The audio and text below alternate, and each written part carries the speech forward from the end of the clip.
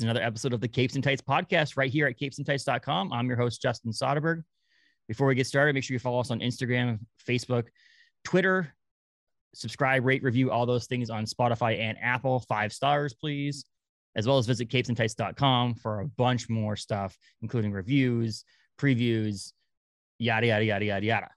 Today on the podcast, though, we have New York Times bestselling author Daniel Kraus to talk his books, Blood Sugar, Rotters, The Shape of Water, which he wrote with Guillermo del Toro, and The Living Dead, which you co-wrote with George A. Romero, as well as Troll Hunters and many more other books he has out there. But we also dove into Year Zero, Volume Zero. He took over for Benjamin Percy on that over at AWA Studios. That comic book is out on the market right now. And Trojan, which is out recently over at AWA as well, and many more other things. So check out this episode 76, right here at Capes and Tights podcast at capesandtights.com. Daniel Kraus, New York Times bestselling author.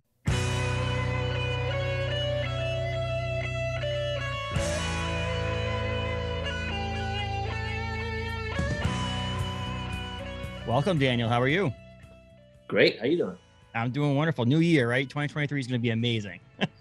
I really feel like it's got to happen one of these years, right? Well, it's like I feel like yesterday was 2020, and it's weirdly slow, but also weirdly fast over the past couple of years. So it's a crazy, thing. I got married in 2020, and then I had a baby in 2021. So obviously, it's been crazy for me. But you're just over there doing all kinds of creative things like writing and creating books and comics. That's worse than what I had. And I thought mine was bad. 2020 was supposed to really be kind of my big year. I had 5 books out in 2020, which was insane. Mm-hmm. And it all got just blown to hell. Yeah. Like I had all these tours planned, really the biggest publicity events of my life, really, by far. And they all crumbled. But I'm here, you're here. Things are definitely, I hate to say it, but looking brighter. I feel like we've been saying this since like the fall of 2020, like, oh, things are looking up. And then it's starting to sound pitiful.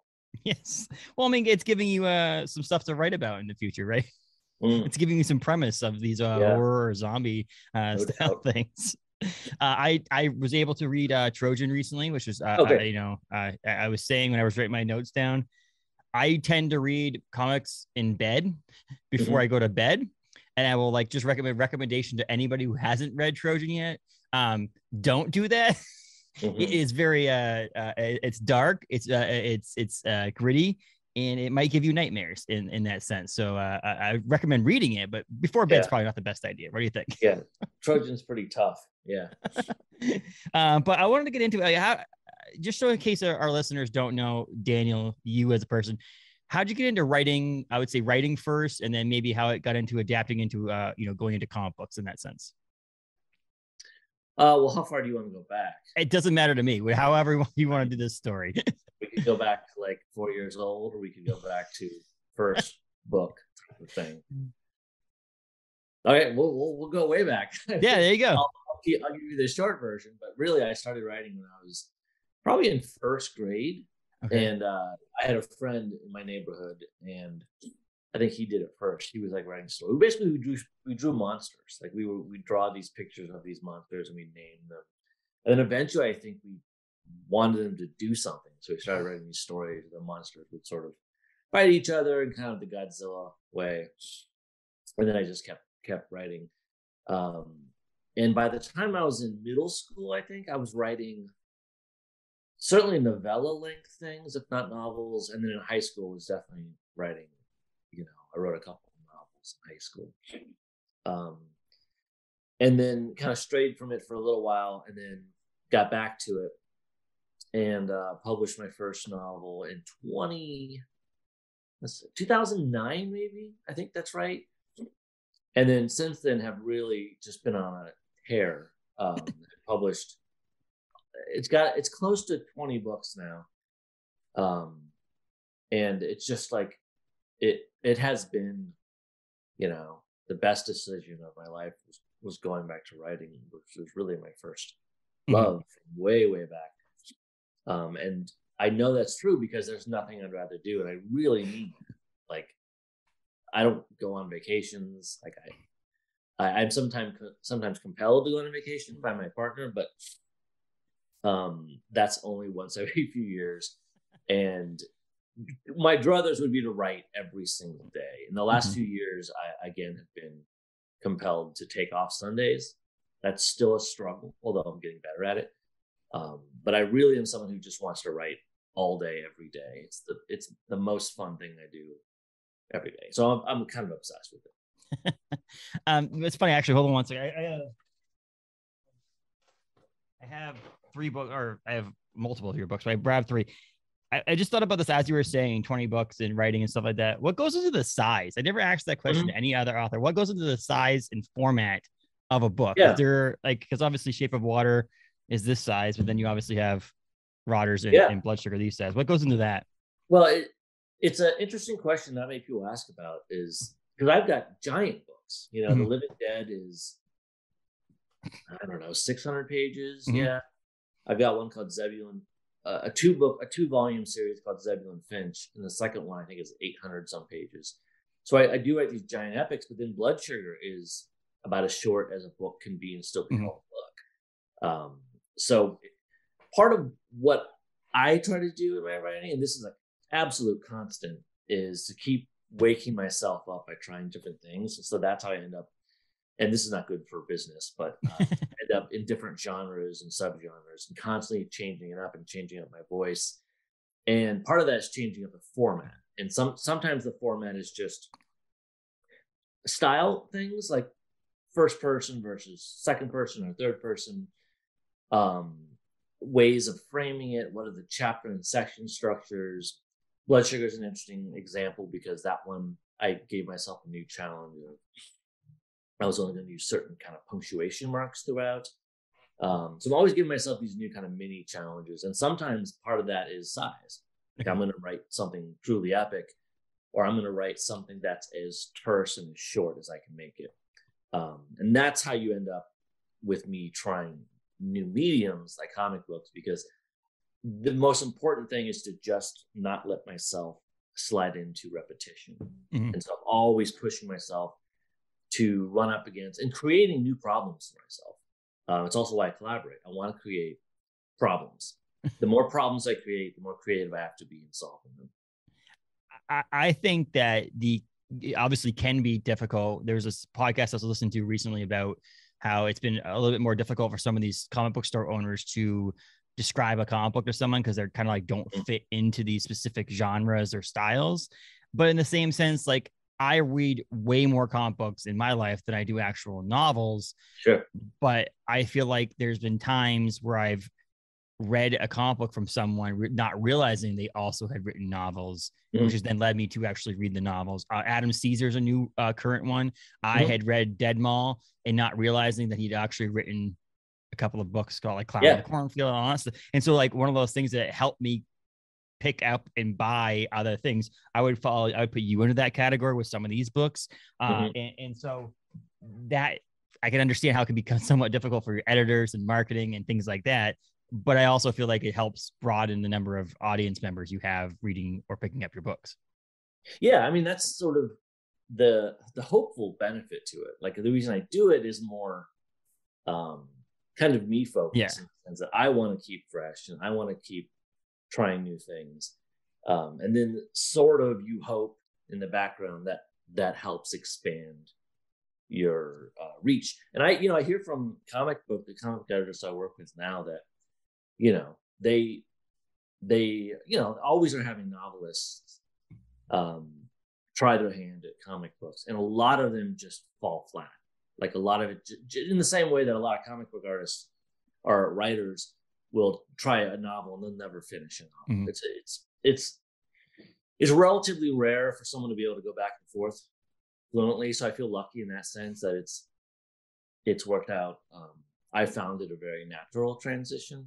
But that's not always the case. I won't name names, but there's some famous stories of some really big names who tried to get into comics, and it was just a disaster. Big novelists who tried to get into comics.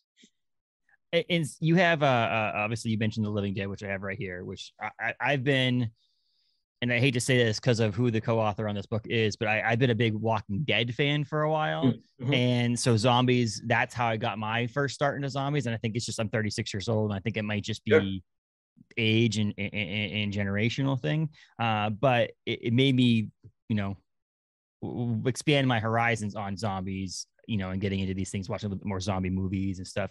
How, I know we'll get to that one. And then I think about it. How did you get connected to Del Toro?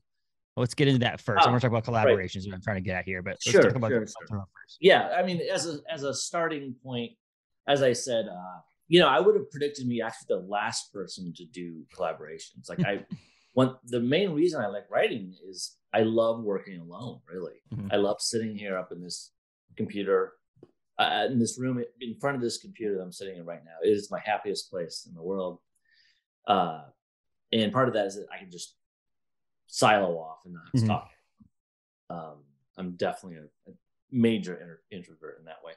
But as I've said before, collaboration has really been an interesting, unexpected way to push myself in new directions, because a collaborator is going to create friction. It's going to create hopefully a lot of good things too, but it's going to create friction because everyone comes at things a different way, and that should be taken as an opportunity to do things in a new way. So I had written this book called Rotters that was kind of a minor hit, my second book. And Guillermo had read it. I don't remember the turn of events, how he had gotten it, but he had read it. And then maybe a couple years later, he had sold this book idea called Troll Hunters to Disney. And this was before it was a TV show. He had sold it as a book. And then I think just because of time constraints, eventually he was thinking, I still haven't done this book. What I should do is bring on a co-author and we can work on it together. And my theory is just that Rotters was sort of in his brain because he had read Rotters not too long before that. And so got in touch and about the project and sent me what he had on it. And I went up to Toronto. He was working at Pacific Rim at the time.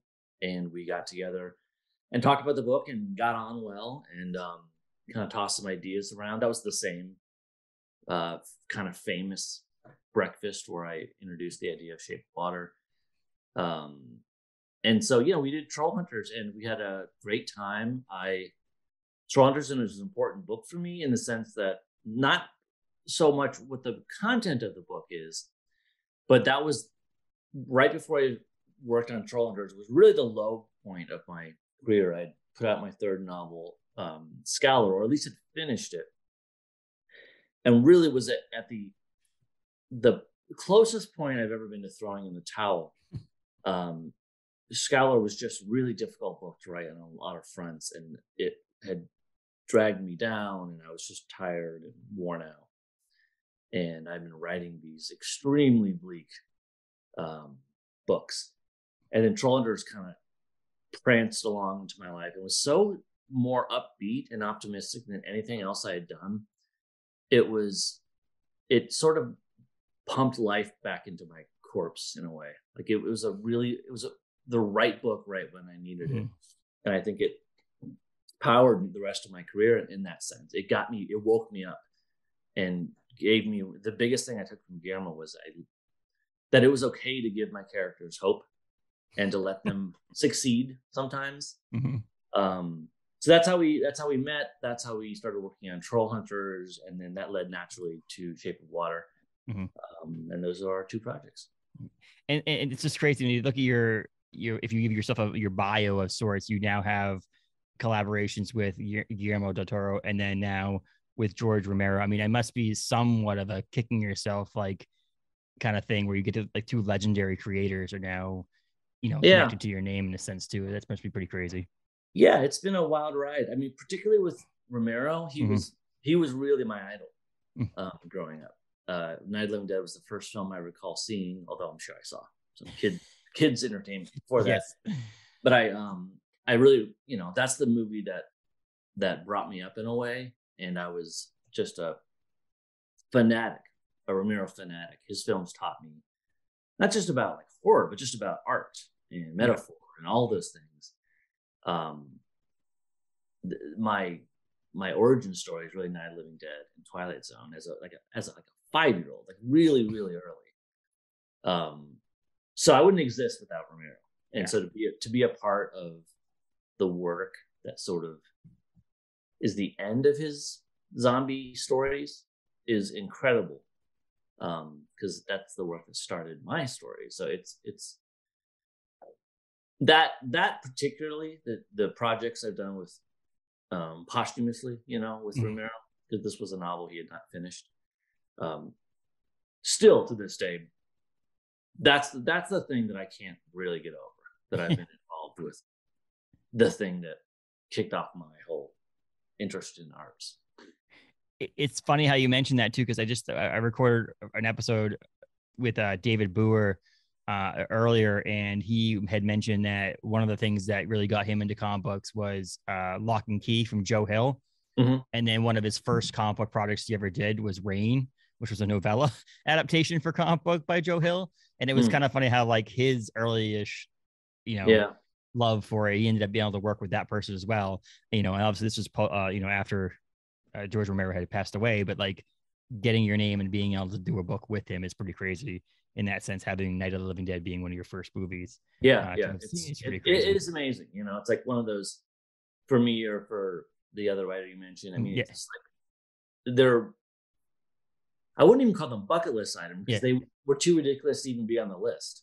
They're just like these things that happen in life, and you just have to be grateful for them.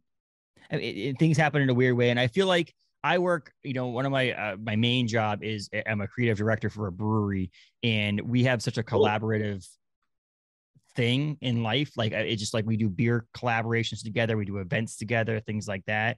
And it seems like it's such a fun thing to do, because both great minds get together and no one really wants to be like, this is my thing. It's like putting your name on the front of something. Both of them will equally take credit for it, will equally give each other credit for it.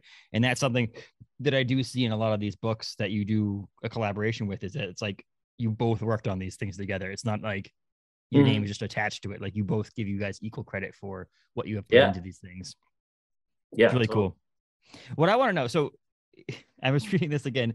It stuck out to me when I was reading it. So I am located in Bangor, Maine, and a home of Stephen King. But in the Living Dead, one of the characters' fathers, I believe, my brother, now living in Bangor, Maine. Was that a Romero thing, or was that a you thing? Do you know what character that was? Manilo, Luis. So this is why Luis. Okay. Yes, her brother Manilo. So Luis's brother. I honestly have no idea. That's one of the things that happens. Kind of forget what. Correct. I can tell you, because if you're not through the book yet, that does not end up important. Okay. It's funny. It's just I live in a town. So Bangor, Maine. I don't know if you're familiar at all with it. I've been there. Well, look at that. But we've had this. When you hear our name and things, and it's just because I grew up in Maine, it's probably part of it. We're a small little state, if you think about it. Then when you see something in a book or a movie, and it's just like the first part of this book I listened to on an audiobook. And so the first part was me driving to work, and all of a sudden I know where I hear bang. I'm like, what the hell just happened? And I'm like texting my wife. And probably before I started working on that project, it wasn't too long before that I was in Bangor. Oh, really? Was it something specific? Just no, I was on one of my rare vacations, and we went to Maine. We were in Maine for a while, and so I'm guessing it was probably just places that I've been tend to pop up in small ways in books, and I don't remember exactly the context that Bangor shows up, but I'm guessing that's what happened there. It's just funny. Like I said, it doesn't make it would. You could not have bet money that it would have been in a book like this for some weird reason. Like obviously, obscure towns in South Dakota and in North Dakota and things like that obviously come up in other people's books, but for some reason it just struck with me. Obviously, living in this town. or city, I should say. But it was just kind of funny when I read that in the book itself. So obviously you've written a number of books. You have another one coming out in the summer, in August, I believe. In August, fall. yeah. And so that's pretty exciting to see that one and have that one come out. On Amazon, it says August 8th. Obviously things change, but that's my anniversary for my wife and I. So oh yeah, we'll have to read it. I'll have to pick it up and read it on that day. Just, tell her, hey, I have to do this. Yeah, that might be my favorite book of all time. I'm excited. Yeah, Whale Fall, for those listening. Yeah. It's a scientifically accurate story about a scuba diver who gets swallowed by a sperm whale, and he has an hour of air to get out.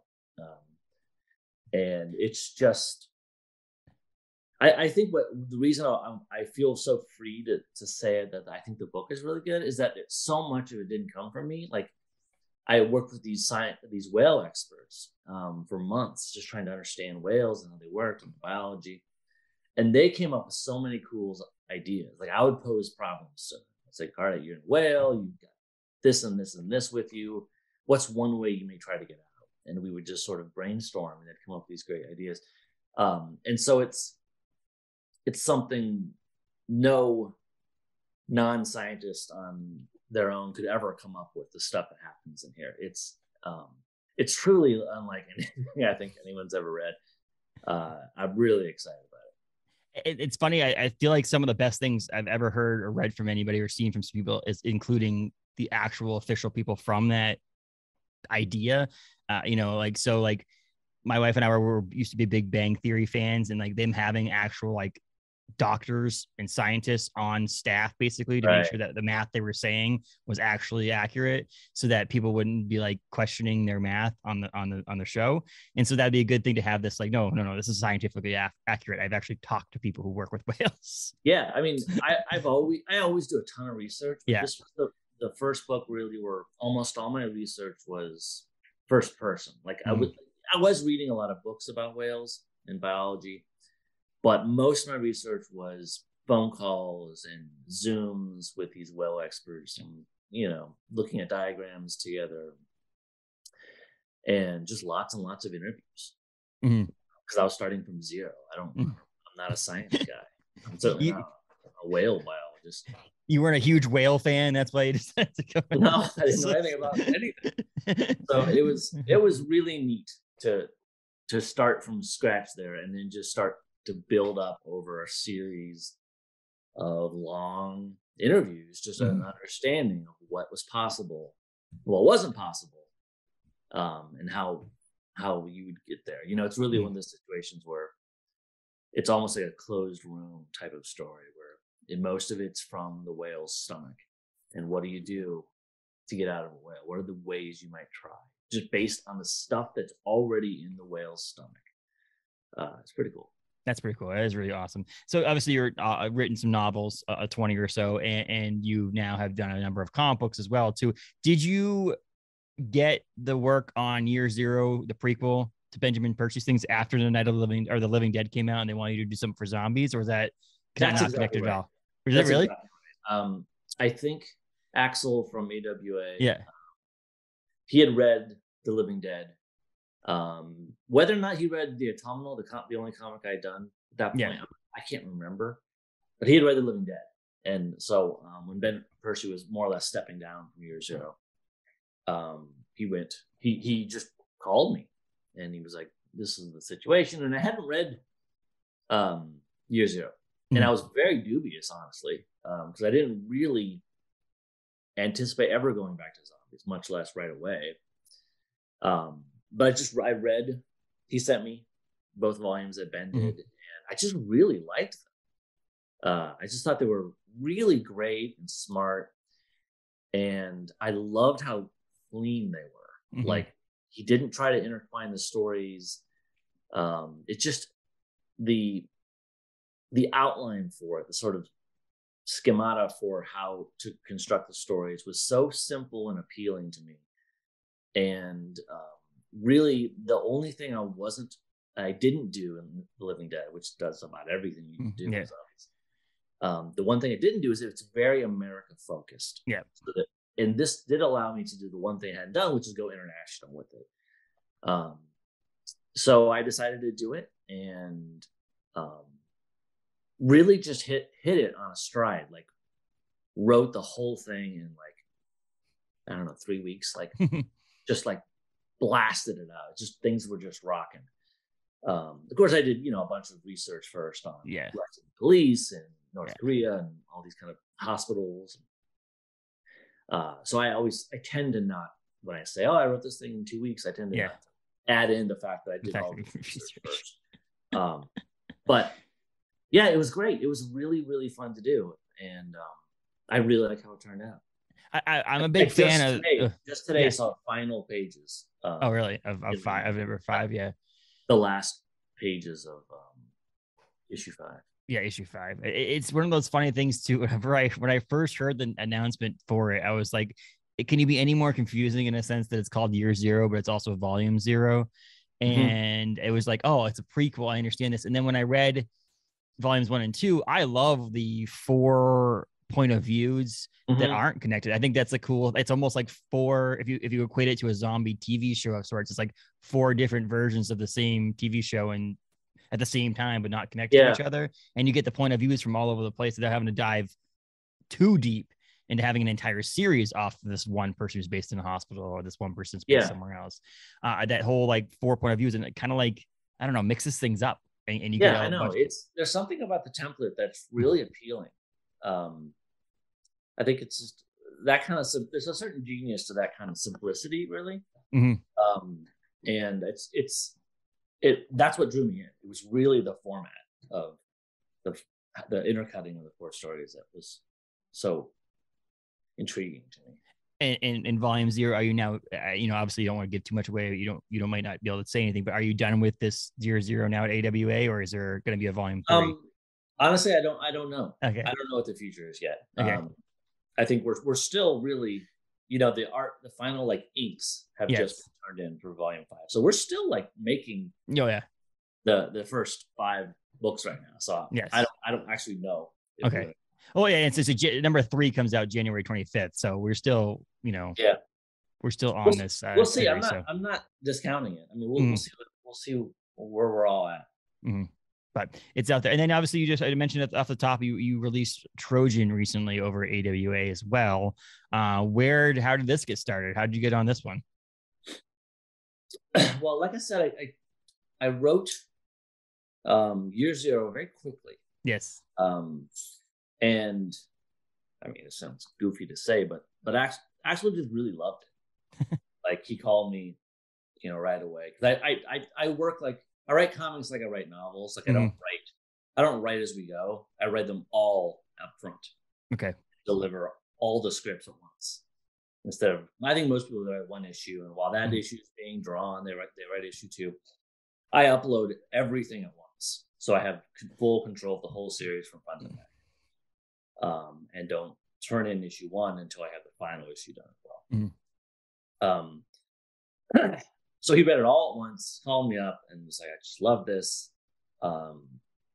Probably of all the things I've ever done in my life, nothing had fewer edits or changes than Year Zero did. It just came out just right. And he was like, let's do something else. And we were kind of on the phone, just sort of spitballing some ideas. And I didn't really have a ton of things that were at the front of my mind. And I asked him, what are some of the things that you've always wanted to do a book on? And he kind of listed off a few topics that he's just sort of generally interested in. And one of the things he said was snuff films.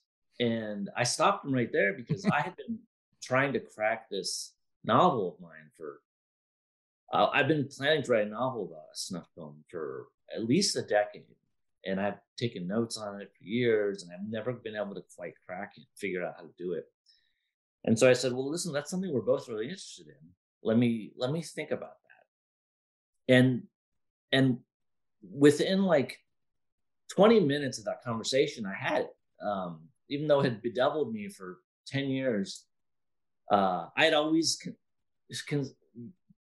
conceived of the idea as a straight sort of drama. And there was something about the fact that as soon as I added the idea of a comic book, I thought, well, maybe this doesn't have to be a straight drama. Maybe it could have some fantasy element to it. And as soon as I thought that, everything unlocked. And I was like, oh, of course, it's the people being snuffed out aren't humans, and everything kind of sort of came after that. And I have again and again in life several times saved or unlocked a project by allowing it to go into genre. Where I've started something as it's just a story with people. It's not a genre at all, it's just sort of a drama. And as soon as I let horror or fantasy or sci-fi or something leak into it, that's when it comes to life for me. So I should probably just start there and stop beating around the bush. The issue 1 came out January 4th. And then we have another one coming out, obviously, in February of the book.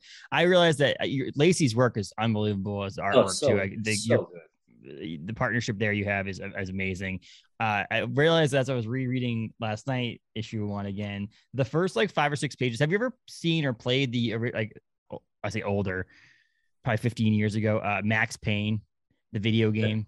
No. There's a video game, Max Payne, and obviously they made a movie with Mark Wahlberg in it that was horrible. But the video game was on the streets, dark, and it was snowing. And I don't know what it was, but it just brought me back to this video game that I used to play when I was younger of this thing. Obviously, it has nothing to do with it, but it was really kind of cool. Those small little things that make you also fall in love with a project or something that has nothing to do with it, but just recalls your childhood. And that's what I loved about the beginning of that book. And again, there was something to do with the artwork, the way the snow fell too. As someone who lives in New England and sees snow a lot, sometimes comic books can't portray what the snow looks like correctly. And I just feel like the way the snow fell in that was really good. Like I said, it was gritty, dark, mature, but not in a way that some people think mature. I don't know. It's just a really good, again, not something that I recommend anybody read before bed. There's not much nowadays that I read. It's actually good to read before bed because I read a lot of horror and things like that. So it's not much, but if you read, superhero books, maybe you're fine to read before bed. But do you find it harder to write books versus comics? Is there a difference for you? Is there this? I always talk about collaboration. Obviously, when you're writing a comic book, you're collaborating with an artist team who's doing, your lines and then doing your coloring, lettering. Is it easy, harder? Do you like both? Are you going to continue doing both? They're really, to me, they make a really good pair because they're very different, and they are sort of palate cleansers for each other. I think it's really nice to move from a novel to a comic, and vice versa. It's very different, actually. It's writing a comic script is very, very similar to writing a screenplay. And neither of them are really anything like writing a novel. I still, at the end of the day, think novels are the most complicated thing to write, by a pretty far margin, I think. But that's not to discount the difficulty of comics. It's they are their own really weird challenge. To me, what was strangest about starting in comics, and we can get into if you want, that I have no background in comics, was the weird sort of Tetris quality to it. You're writing, but suddenly for the first time in my life, I'm having to think about chunks of information and how they fit together on a page, puzzle pieces, and how you have to be aware of how a page ends and how a spread works and how a page turn works. And that part is really fun for me. That it's a different type of area of the brain, I think, that works, where it's the part of the brain that likes organization, I think, is very it's appealing to put together chunks of story in a graphic format that has to be this many pages. It has to have a certain effect when you turn the page. All these weird sort of constraints that none of which exist in novels, where you have complete control over how long anything is. And comics also have, I'm talking to a comic podcast, you guys don't know this, but it has a built-in sort of enjoyment section for me, whereas if I finish a novel, well, I send it to the editor and they send it back, and But this, I turn in all the scripts, and with some minor editing aside, then I just kind of get to sit back and watch all of the cool stuff happen. And that part is just like fun. Mm-hmm. I have to approve things, yeah, make suggestions, stuff like that. But it's generally then just sitting back and watching the magic happen, which is art. Exactly. And I can imagine it's nice to see someone else's interpretation in a sense of what you're trying to get across and what people look like. And like, obviously you're probably going to give notes on what you would want person A or person B to look like. Sure. But it must be nice to actually see, like, you visualize when you write a novel, what someone looks like, but you actually get to see it to come to life before it's even published to the person reading it, of what actually the person looks like, which is kind of cool. Yeah. And it's depending on the publisher. And again, I've only worked for Vault and AWA. Really, that's it. I've done a couple other little one-offs. Sometimes they will say, well, let's find pictures of who these people look like. And sometimes they don't. Sometimes you just describe them when the artist goes off, and other times you base them on photos. Yeah.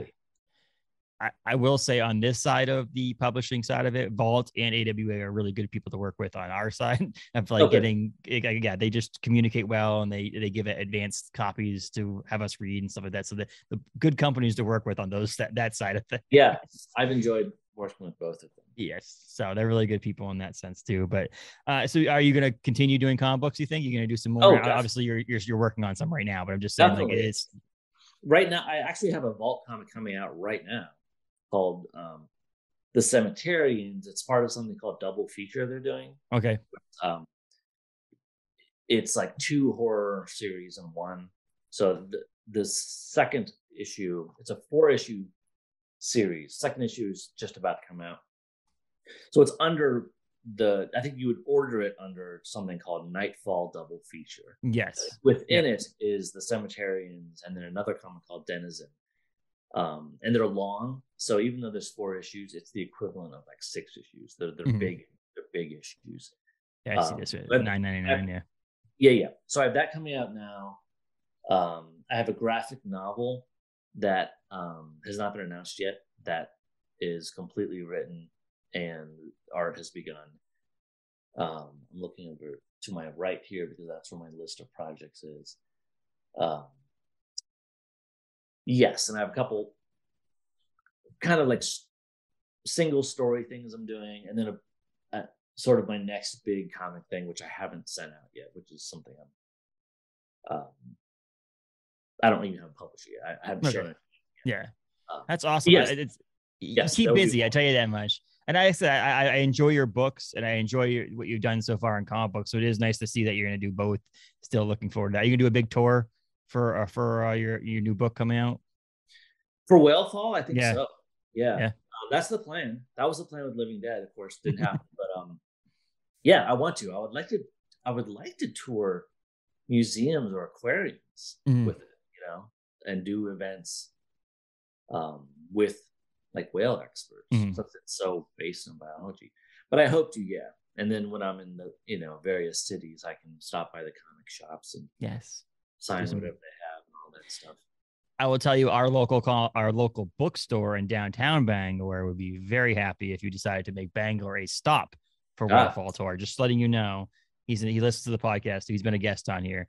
That he would be very interested in you coming. I would love to. I loved Maine, and it's funny you mentioned that you work at a brewery because one of my biggest memories of Maine is they had incredible beer. Like that's almost my biggest takeaway. It was beautiful and all that, but the beer was amazing. It was about 2019. I started with the company in 2017, but in 2019, I was working as a bartender at the time.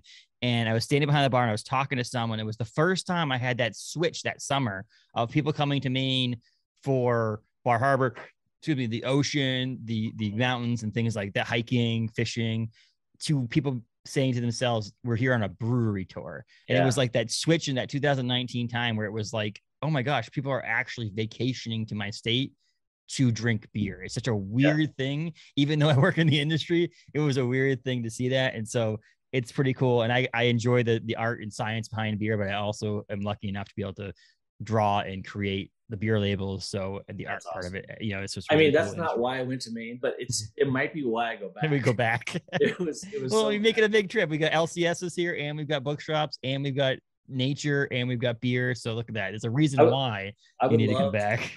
trust me, I would love it. But yeah, so I'm looking forward to the future of the rest of year 0. It's gonna be fun.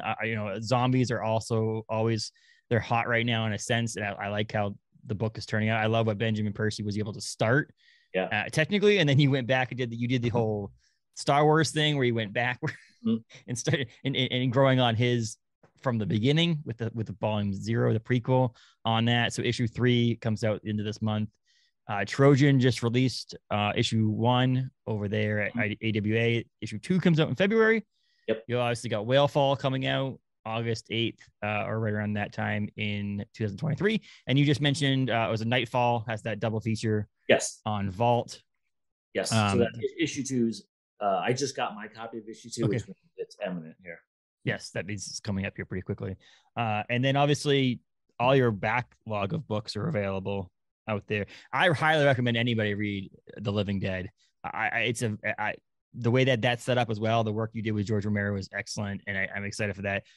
Did you get a chance to watch Pinocchio from Del Toro? It's funny, I haven't. Oh. I know it's crazy. I've had sort of a crazy month, and I've watched very little, but it's sitting there on my queue waiting. Yes, it's funny. I actually sadly watched the Disney one and then that one. So the Del Toro one was so amazing. Oh yeah. That then the Disney one wasn't, and it made it look even worse. That scale of things. Like it probably, if I watched it 2 years ago, would have been fine. But the work that Guillermo did on that movie was it was amazing, and I'm a big. That artwork style is amazing too. So that helps with it. So I'm a sucker for stop motion. Yes. But that's awesome. So you're a busy man, and I'm excited to see what you're doing in the future. Obviously, you're doing great work. Now you have that New York Times bestseller tag to your name, so we got to put that everywhere, right? You got a little badge. Oh yeah, tattoo. Well, I was wondering, my buddy Ben Bishop works on The Last Ronin for TMNT, and his graphic novel of the first one went to the New York Times best-selling graphic novel. I'm like, does he consider himself a New York Times bestseller now, or is that probably? He's got to be. You might as well, right? At that point, he might never be under again. I don't know. He's a comic book artist, or never see. And you have a website, danielkraus.com. danielkraus.com. That's it. And you on the failing Twitter still? I'm on failing Twitter, and that's it. Okay. So you can either catch me there or catch me nowhere. Nowhere. When it crumbles and fails and turns into a horror book, or it already is a horror book, to be honest with you. But it's always been a horror book, let's be honest, but it's just becoming more of a horror book. Now it's more like apocalypse horror. Yes. I really appreciate you coming on, talking books, comics, all that stuff. Be sure to grab all of Daniel's stuff that's out there. There's not one thing that's bad, not to make your head bigger. But it's all good stuff, and I really appreciate you coming on, chatting with us, and discussing comics and books. Keep up the good work. Yes, and we'll talk. We'll talk maybe later on, even if it's just an email back and forth about some words for the Whale Fall when that comes out, so we can get some. We'll do a review of the book for the website for sure. So we're looking forward to it. Awesome. Yeah, anytime. Let's do this again. Yeah, absolutely. Thanks a lot, Daniel. Enjoy the rest of your 2023. You too, man.